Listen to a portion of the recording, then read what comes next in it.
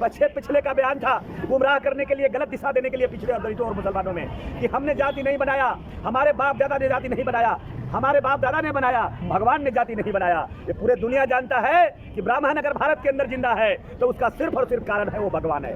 भगवान नहीं रहेगा तो ब्राह्मण नहीं रहेगा। इसलिए मोहन भागवत ने बड़े चालाकी से ये बयान दिया है, अपने पाप को जो अपने सर पर लेकर के, क्योंकि अपने आका को बचा रहा है, राम सीता लक्ष्मण भरत शत्रुघ्न ब्रह्मा विष्णु महेश को बचाने की कोशिश कर रहा है। ब्रह्मा विष्णु महेश कोई और नहीं है, ब्राह्मणों के ही वंशज हैं। ये अपने वंशज को ही महामंडित किया है, हमें भरोसा नहीं है उसमें। डॉक्टर ऋतु को 11 दिन से लगातार यहाँ न्याय की गुहार लगाने के लिए बैठी है, लेकिन अभी तक कोई भी डेलीगेशन दिल्ली यूनिवर्सिटी से उनसे मिलने नहीं आया, बात करने नहीं आया, क्या कहना चाहिए?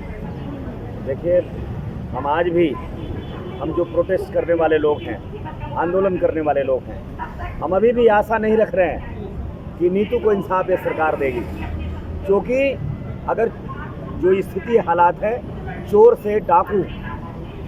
चोर से हम मांग कर रहे हैं डाकू पर कार्रवाई करने के लिए। चोर डाकू पर कार्रवाई नहीं कर सकता है, क्योंकि जो बैठे हैं सत्ता में बैठे हैं, जहां नरेंद्र मोदी की सरपरस्ती है और जिसका नेतृत्व प्रधानमंत्री नरेंद्र मोदी जी कर रहे हैं, वो बिल्कुल न्याय प्रिय नहीं है, न्याय के पक्षधर नहीं है।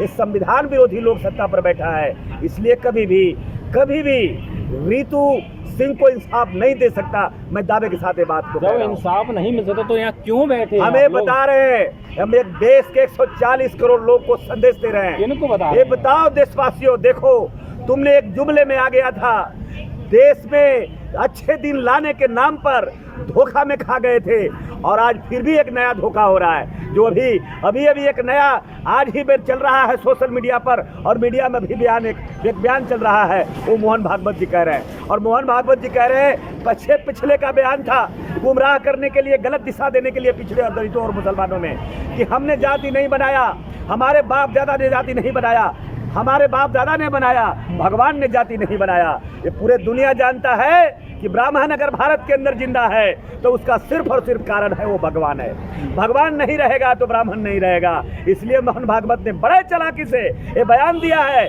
अपने पाप को जो अपने सर पर लेकर के, क्योंकि अपने आका को बचा रहा है, राम सीता लक्ष्मण भरत शत्रुघ्न ब्रह्मा विष्णु महेश को बचाने की कोशिश कर रहा है। ब्रह्मा विष्णु महेश कोई और नहीं है, ब्राह्मणों के ही वंशज हैं। ये अपने वंशज को ही महामंडित किया है, हमें भरोसा नहीं है उसमें। आज भी मैं दावे के साथ कह रहा हूँ, और नया बहस आज छिड़ गया।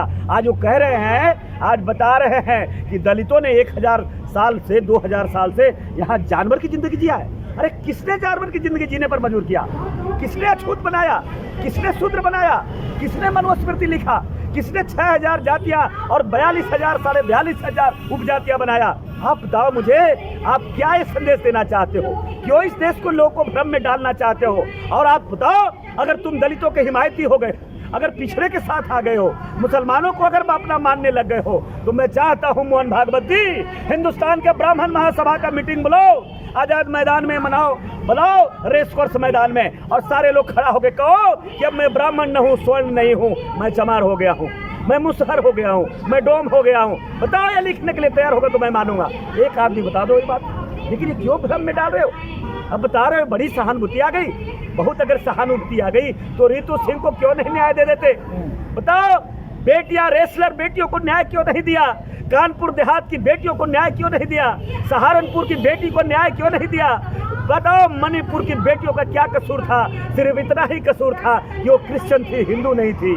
बताओ, हिंदू को बचाने के लिए क्या ये भारत के 120 करोड़ लोगों को खत्म कर दोगे? सबका साथ सबका विकास कर रहे हैं, और आप कह रहे हैं कि न्याय। अगर सबका साथ और सबका विकास है पत्रकार साहब, तो आपसे मैं पूछना चाहता हूँ, आप ऋतु को विकास की कड़ी में जोड़ दो और उन्हें इंसाफ दिला दो।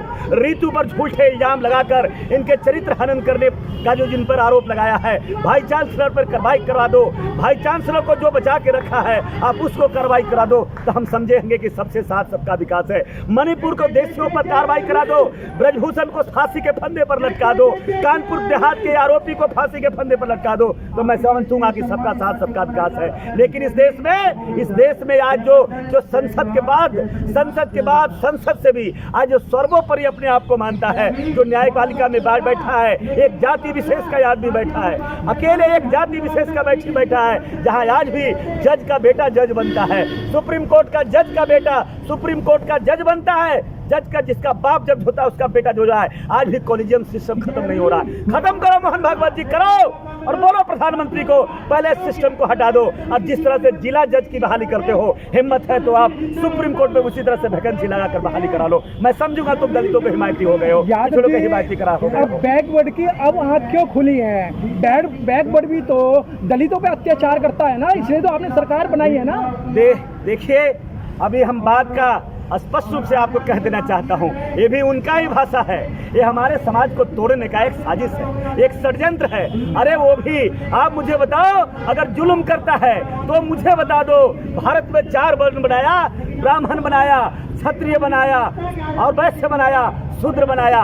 कहाँ है यादव, कहाँ है कोयरी, कहाँ है कुर्मी, कहाँ है सैनी, कहाँ है तेली, कहाँ है गुप्ता? ये सारे लोग शूद्र है। अगर यहाँ चमार भी शूद्र है तो यादव भी यहाँ शूद्र है। चमार अगर यहाँ 2 मुसहर है शूद्र है तो यहाँ कुर्मी और कोयरी भी शूद्र है। ये समाज को बांटने वाली भाषा है, हम इस पर विश्वास नहीं करते। हमें आज मुझे बताओ, जहाँ जोगी बाबा आज मुख्यमंत्री बना, मंदिर छोड़ दिया, मंदिर से उससे विश्वास हट गया, मंदिर को त्याग कर कुर्सी पर आया, और बैकवर्ड का बेटा, पिछड़ा का बेटा, जो अपने आप को कहता है कि यदुवंशी कृष्ण के वंशज है, घर से निकलते ही गंगा जल और गोमूत्र से शुद्धिकरण कराया गया। क्या ये अपमान उनका नहीं है? क्या ये पिछड़ों का अपमान नहीं है? यादव जी, वो संविधान साजिश है, ये साजिश है। पत्रकार साहब, पिछड़ों और दलितों को, पिछड़ा से दलित से मुसलमान से अति पिछड़ा का ये लड़ाने का षड्यंत्र है।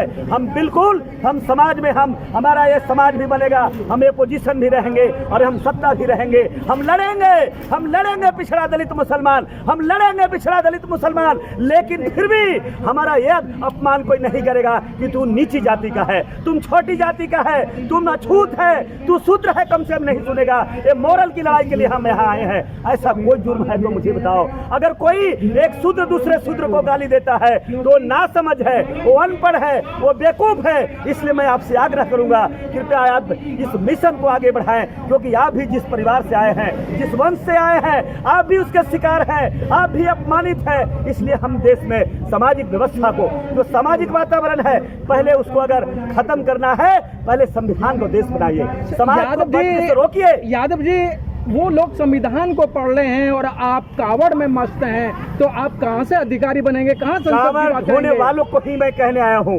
आज इस जगह पे हम जानते हैं कि ऋतु को न्याय नहीं मिलेगा, लेकिन दलित और पिछड़ा मुसलमान जो आज कांवड़ वाले लोगों के साथ जुड़ा हुआ है, जो ब्राह्मणवाद और पाखंड में चला गया है, आज उनके लिए ही हम यहाँ आए हैं। ये पसीना उनके लिए बढ़ रहा है। अगर हमें कोई MP MLA बनने का सपना होता, हम भी मनुवादियों के साथ होते। हमारे पास ऐसी कोई कमी नहीं है कि मैं वहां भारतीय जनता पार्टी और जय श्री राम का नारा नहीं लगाता, लेकिन मर जाना मैं चाहूंगा जिस दिन इस देश में गुलामी का नाम, जिस दिन इस देश में अपमान का नाम लूं, जिसने जिल्लत भरी जिंदगी जीने से मजबूर किया है, हम बिल्कुल उसका निषेध करते हैं। तो जातिवाद खत्म क्यों नहीं होता? तो जातिवाद मोहन भागवत से पूछिए, नरेंद्र मोदी जी से पूछिए, आप पूछिए ना उनसे, सरकार में जो बैठा है जोगी बाबा से पूछिए कि कब करोगे जातिवाद खत्म। हम तो कह रहे हैं कि हम जातिवाद खत्म करने के लिए तैयार है। पहले तू डोम मुसर भूया कहने के लिए तैयार हो जाओ, तुम दलित कहने के लिए तैयार हो जाओ, तुम अछूत कहने के लिए तैयार हो जाओ, और मेरी तरह एक दिन जिंदगी जीने के लिए तुम तैयार हो जाओ। हम तैयार हैं, जाति खत्म करना चाहते हैं, और ऐसे ही जाति खत्म नहीं करेंगे।